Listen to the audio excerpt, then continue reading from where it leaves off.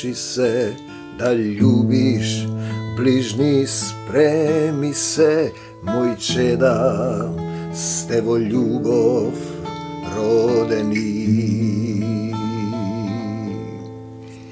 Sine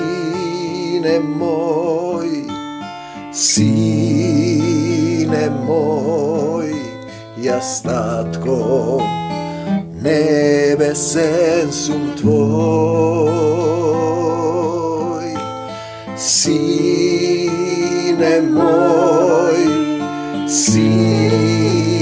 moj, jas tatko, nebesen sum tvoj. Da čekoriš o ljubovta, da ljubiš kako Isusa, da prostuvaš i ne osuduvaš.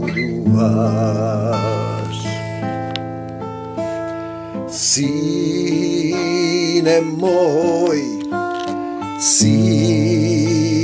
moj, jas tatko, nebesen sum tvoj. Sine moj, jas tatko, nebesen sum tvoj. Krv ta tvoja se proleja, na krstot zavet ostavi, obleči se. Mir vam se, što mi treba, je tvoja ta pregratka. Prosti mi, oče, grešev pred tebe i pred nebo to se.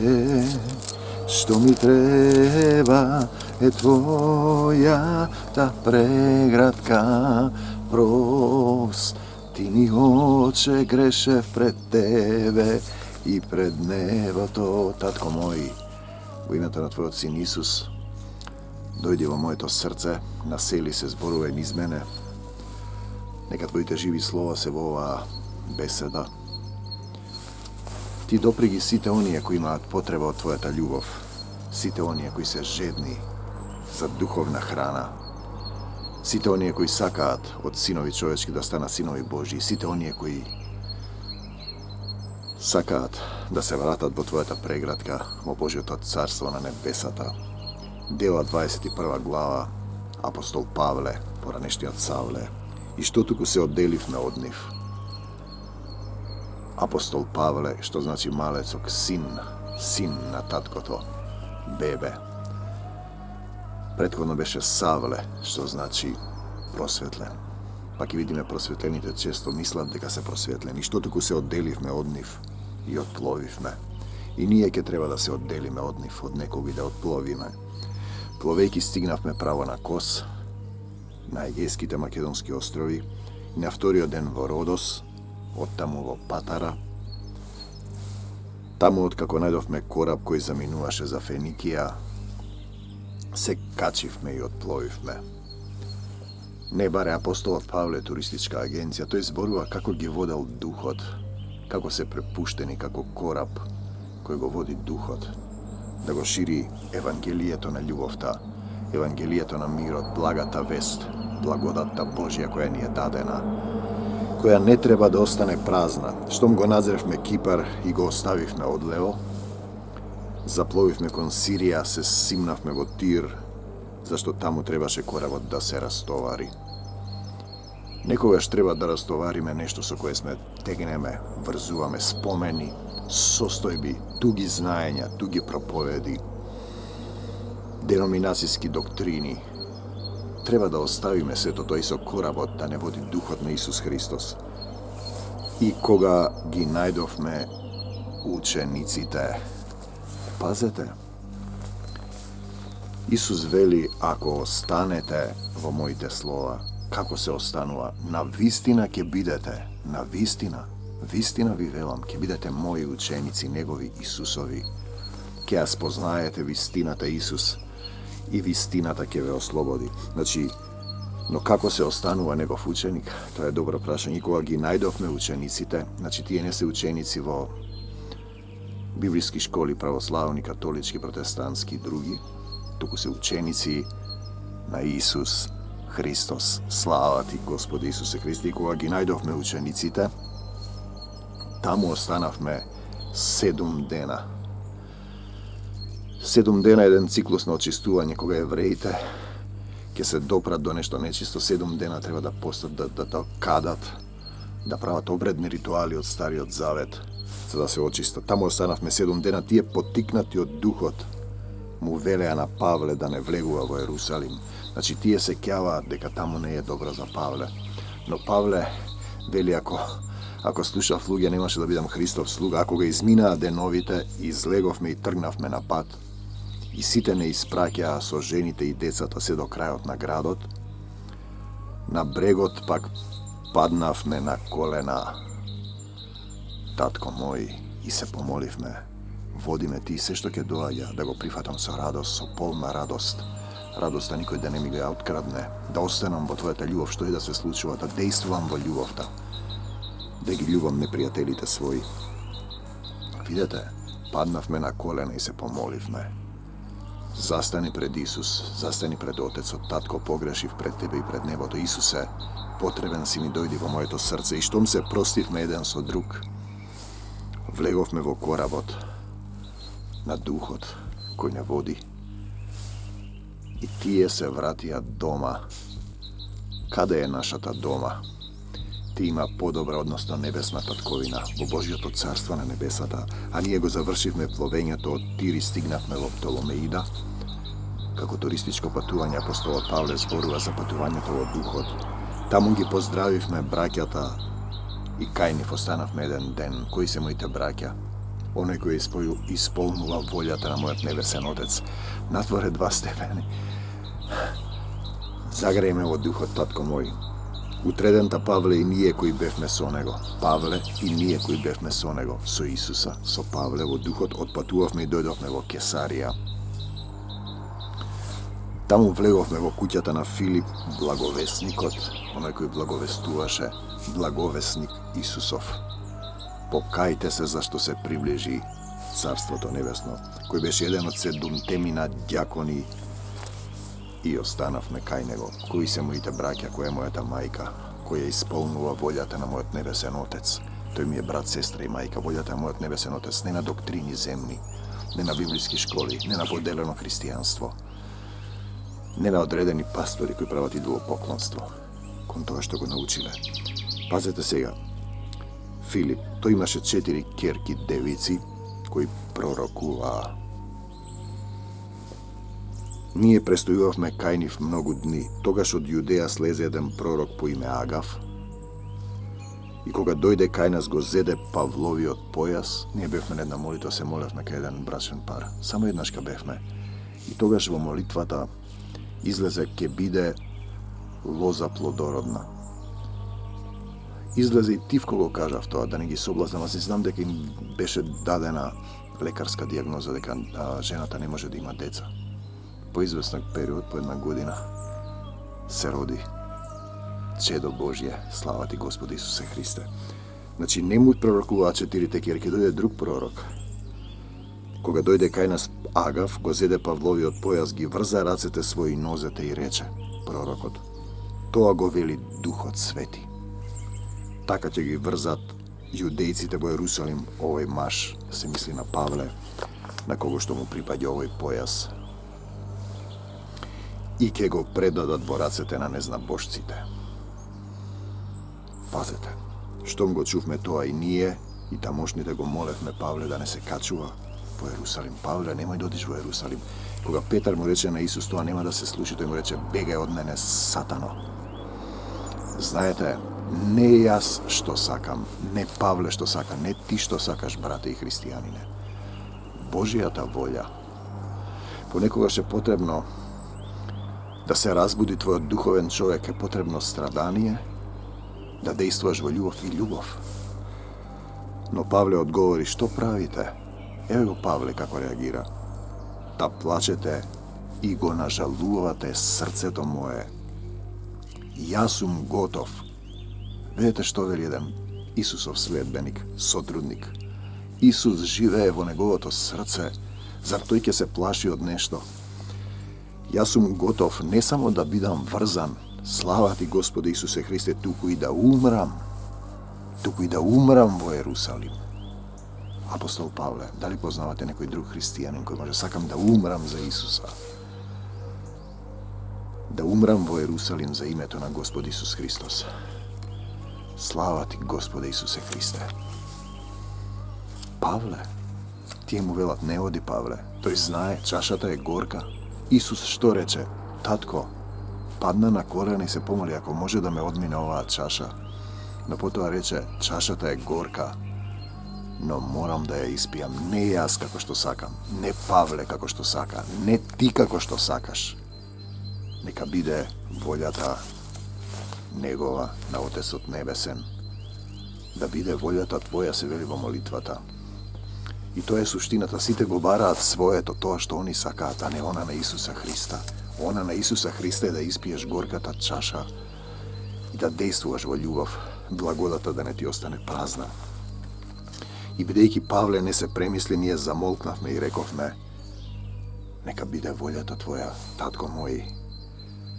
Нека биде волјата Твоја во сите нас и во мојот живот. Дај ми сила и дар на верба. Те сакам, Исусе. Зборовите да не се враќаат празни.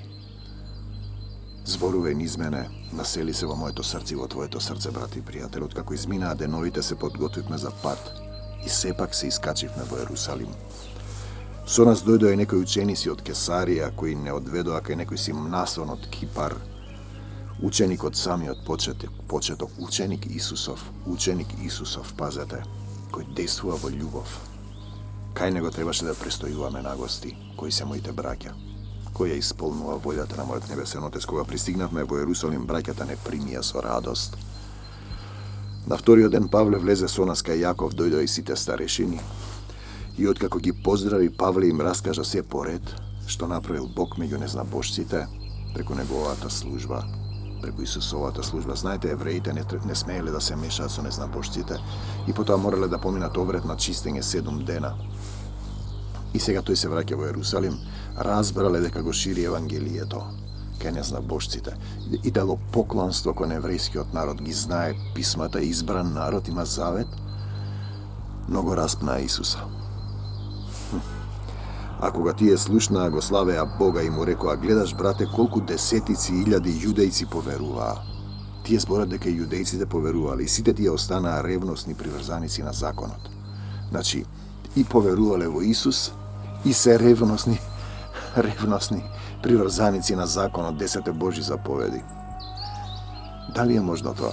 Видете, а за тебе многу им зберувано дека ги учиш сите јудејци, му зборуваат на Павле кои се меѓу незнабожците, да отстапуваат од Мојсей и пророците. Тие се држат за тоа и завесата им е пред очите, велејќи им да не ги обрезуваат чедата своји. Апостол Павле им вели: не е важно телесното обрезување, туку дали си обрезан ти во срцето, дали си го примил Исус во срцето, дали пребиваш во љубовта.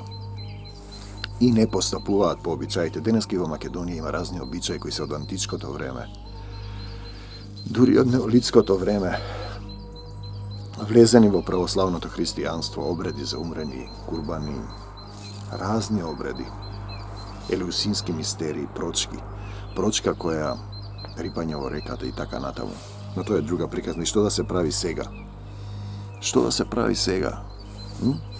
Без друго ќе дојде многу народ, зашто ќе слушнам дека си дошол, му зборуваат на Павле, направи пак што ти велиме, за да го прифатат, ма пак не го прифаќаат. Еве ќе бидам по законот. Не може. Зашто немаат љубов, зашто го распна Исус и ќе го распнати Павле.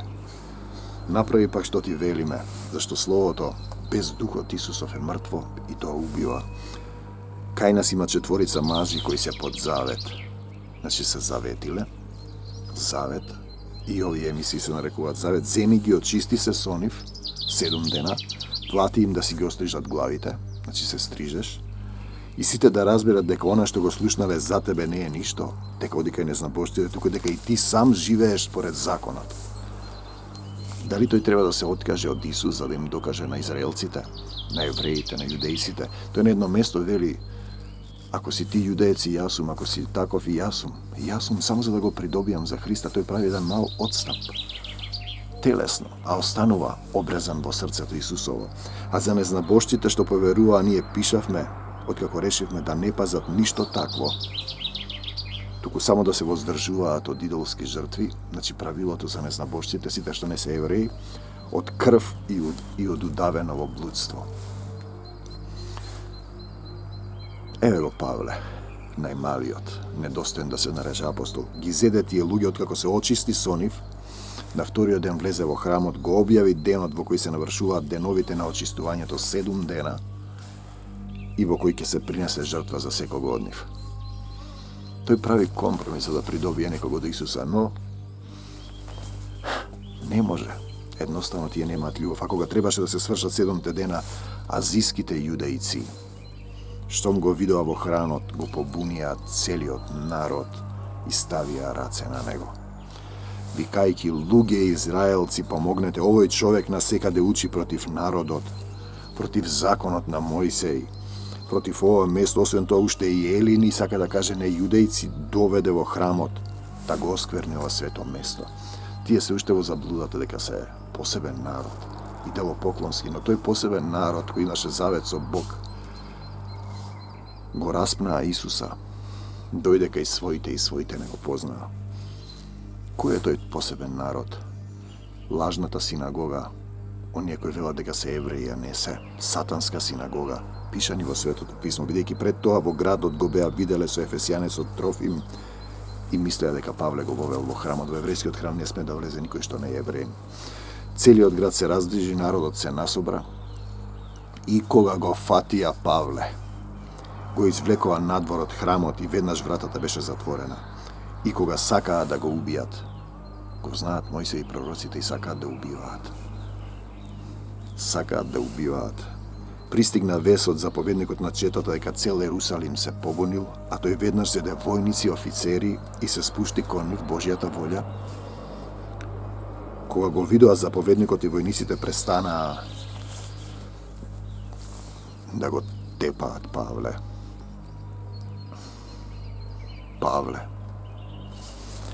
Тогаш заповедникот се приближи, го фати и заповеда да го врзат со двојни ланци, па праша кој е тој што направил. Од народот едни вика едно, други друго. Памтете, нели тие го избраа Бараба. Тој им вели: еве ви го Исус, праведникот. Не, Бараба го избраа. И сега го избираат Бараба. А тој, не можејќи да ја дознае вистината поради силната врева, заповедникот заповеда да го одведат во тврдината. Кога стигнаа до скалите, војниците требаше да го носат поради насилието од народот, бидејќи многу народ ги следеше и викаше: погуби го, уби. Избраниот народ сака да убива. Чии избран народ се оние што сакаат да убиваат? На Исуса не се. Сигурно. Кога сакаат да го воведат во тврдината, Павле му рече на заповедникот: можам ли да ти кажам нешто? Зарем знаеш, овде вели грчки, на друго место вели елински, а суштински тоа е јазикот коине, царскиот македонски јазик на кој е Свет Новиот Завет напишан на коине, кини, македонскиот царски јазик. И тоа покажува дека има интервенции во Библијата. Ако не сте во духот отворени, нема да ги приметувате, да ги разбирате и буквално ќе ги сваќате. Не си ли ти, значи повторно заповедникот, оној египтјанин кој пред неколку дни крена бунт и одведе во пустина 4000 мажи разбойници? Павле одговори: јас сум јудеец од Тарс, граѓанин на тој мошне познат град, те молам, дозволи да му проговорам на народот. А кога заповедникот го допушти тоа, Павле застана на стапалата, му мавна со рака на народот и откако настана длабока тишина, почна да зборува на еврејски, велејки го следното: мажи, Павле, браќа, до последен момент действува во Исуса и татковци. Послушајте ја сега мојата одбрана пред вас. Ако го слушнаа дека им зборува на еврејски јазик, уште повеќе замолкнаа. Тогаш тој рече: Јас сум јудеец, родум од Тарс Киликиски, но воспитан во овој град кај нозете Гамалиилови, поучен точно според законот на татковците и ревнител за Бога, како што сте и вие сите денес. Но пазете, тој поучен и ревнител ги убиваше христијаните. Падна од конјот ослепе, Ананија положи раце. Савле, до смрт ги гонев јас приврзаниците. Избран народ до смрт гони други. На тоа учење. До смрт ги гонев. Врзувајќи и предавајќи во затвор мажи и жени, затоа може да посведочи првосвештеникот и целото старешинство. Од нив примав писма за браќата и одев во Дамаск, да ги доведам во Јерусалим и оние кои беа таму врзани за да бидат казнети. По Стариот Завет има текст: одмаздата е моја, јас ќе отплатам. Вели Господ. Зошто тогаш тие отплаќаат? Дали вистина ги разбираат писмата без дух? Но кога бев на пат и наближив кон Дамаск, апостол Павле, околу пладне одеднаш од небото ме осветли силна светлина. Јас паднав на земји и слушнав глас кој ми зборуваше: Савле, Савле, зошто ме гониш? Јас пак одговорив: Кој си ти, Господи? А тој ми рече: Јас сум Исус од Назарет, кого ти го гониш. Оние кои беа со мене ја видоа светлината и се уплашија, но гласот на оној кој ми зборуваше не го слушнаа. Со ушите ќе слушаат и нема да разберат, со очите ќе гледаат, нема да видат. Савле. Тогаш реков: што да правам, Господи? А Господ ми рече: стани и оди во Дамаск, и таму ќе ти биде речено се што ти е одредено да правиш. Пратеник. И бидејќи од болскотот на таа светлина не можев да гледам, ме поведоа за рака оние кои беа со мене и така ме одведоа во Дамаск. А некој си Ананија, маж благочести според законот, со добро име меѓу сите јудејци во Дамаск, дојде кај мене, застане и ми рече: брате Савле, прогледај. Јас во тој миг прогледав и погледнав кон него.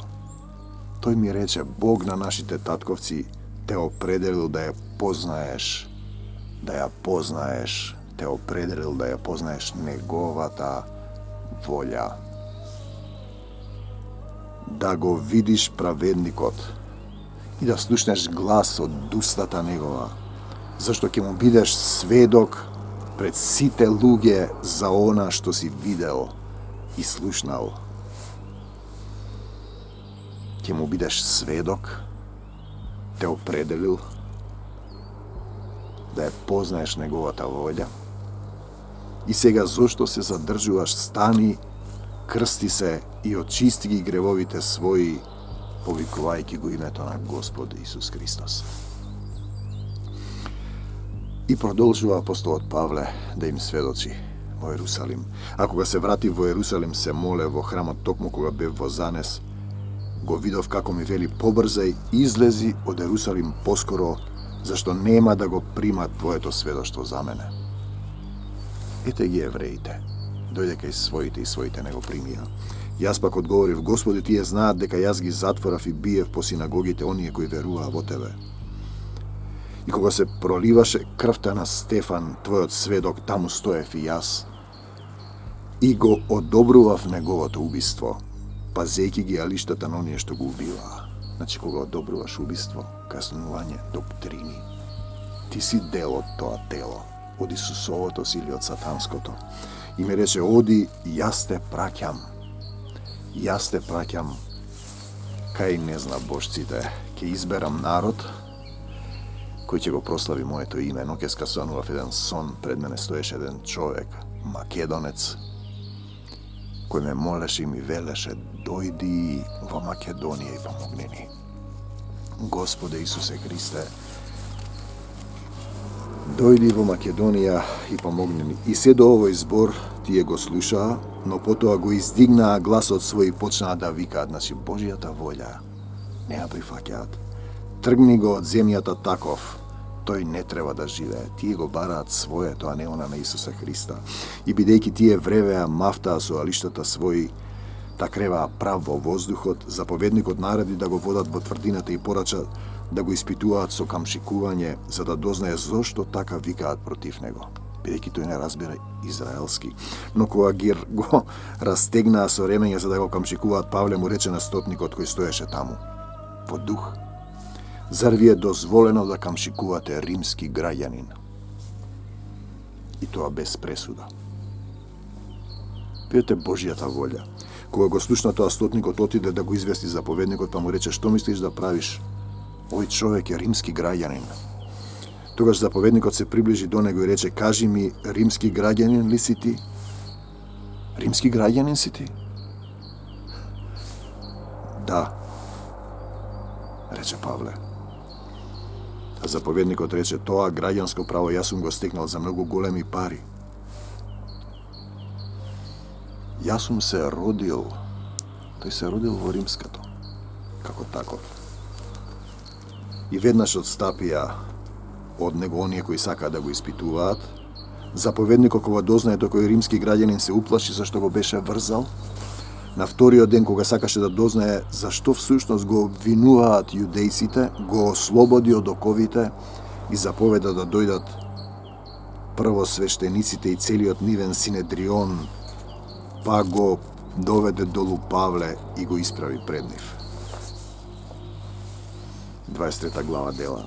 Павле го впери својот поглед кон синедрионот и рече: луѓе, браќа, до оној ден со најчисто совет пред Бога живеев. А првосвештеникот Ананија на оние што стоја пред него им заповеда да го удрат по устата. Тогаш Павле му рече: Бог тебе ќе те удри зиду варосан. Господ ќе те укори. Ти седиш за да ме осудиш според законот, а заповедаш да ме бијат против законот. А оние што стоја пред него рекоа: Божиот првосвештеник ли го навредуваш? Павле одговори: не знаев, браќа, дека е тој првосвештеник, бидејќи е напишано началникот на твојот народ да не го злоставуваш. Но кој е началникот? Тој што го одредил човек или Исус? Павле е началникот. А кога дозна Павле дека еден дел од нив се садукеи, а другиот фарисеи, извика во синедрионот: луѓе, браќа, јас сум фарисеи, син на фарисеи, за надеж во воскресение на мртвите ми се суди. Фарисеите веруваат дека има воскресение, садукеите не. И тие се поделени во еврејското тело. Кога го кажа тоа, настана расправија меѓу фарисеите и садукеите, и мнозина од народот се раздвоија, зашто садукеите велат дека нема ни воскресение, ни ангел, ни дух, а фарисеите го признаваат и едното и другото. Настана голема врева, станаа книжниците од фарисејската страна, почнаа да се препираат, велејки: ништо лошо не наоѓаме во овој човек, ако пак нема му зборувал дух или ангел, тогаш да не му се противиме на Бога. И бидејќи настана голема мешаница, заповедникот, уплашен да не го растргнат Павле, бидејќи тој е одговорен, им заповеда на војниците да слезат и да го грабнат од нив и да го одведат во тврдината. Ноќта му се јави Господ и му рече на Павле: не плаши се, Павле. И како што сведочеше за мене во Ерусалим, така ќе треба да сведочиш и во Рим. Моја е одмаздата, вели Господ. Наместо да се одмаздувате, треба да се обидете да вратите со добро, а не како да ја вратите неправдата. Зошто тогаш евреите казнуваат? Интересно. Дали ги разбират вистински писмата? Значи, кога казнувате и осудувате, душата останува во мрак, имате мисли на лоши мисли, сатански мисли. Исус никога не осуди. Тој вели: љубете ги непријателите своји, Благословувајте ги оние. Непријателството е сатанска доктрина. Кога си ти непријател со својот ближен, ти си во канџите на сатањата. Омраза, омаздолюбивост. Ако омразата, нељубовта владеат, ти си во сатанското тело. Не е доволно само да се тргаш од неправдата. Мораш да простиш и да љубиш. Значи, Римјаните 12, 20, 21, проверете. Љубовта го победува гневот, омразата. Љубовта, повикај го Исус во твоето срце. Не ти што сакаш, Божјата волја во секого од нас. Љубовта подразбира да ја трпиш неправдата, духовно совршенство, Матеј 5:48. Секоја мисла на одмазда, на нељубов, те враќа назад. Предајте му се на Исус, предајте се во љубовта, нека тој го разреши проблемот. Бог одмаздува. Дајте му место на Божиот гнев. И простете, покајте се, никого не осудувајте и радувајте се во Исус. Мир вам до Божиот царство небесно. Татко мој, во името на Исус, исцелување на сите оние што ќе го повикаат Твоето име. Господе Исусе Христе, дојди по моето срце и помогни ми. Насели се во моето срце, исцели ме, освети ме, покажи ми како да ги љубам сите, покажи ми како да действам во љубовта. Те сакам, Господи Исусе Христе, оставам се во Твоите раце. Јас ништо и немам, се си ми дал Ти. Се радувам на се што доаѓа. Благодарам што ми даваш сила да го озвучувам Твоето живо слово, кое е поостро од секаков меч. И изрекувам живот за сите оние што ќе речат: Те сакам, Господи Исусе Христе. Амин.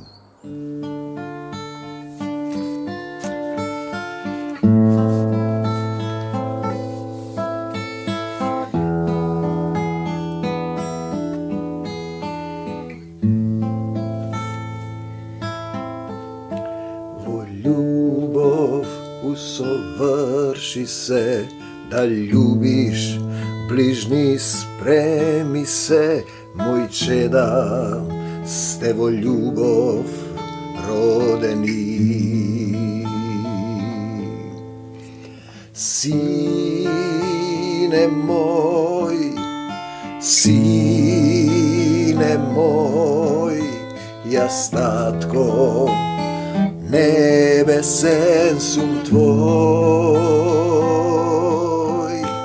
Сине мој, јас татко, небесен сум твој. Да чекориш во љубовта, да љубиш како Исуса, да простуваш и не осудуваш.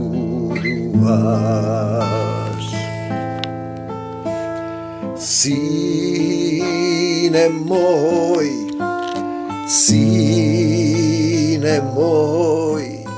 јас татко, небесен сум твој. Сине мој, јас татко, небесен сум твој. Крвта твоја се пролеја на крстот, завет остави, облечи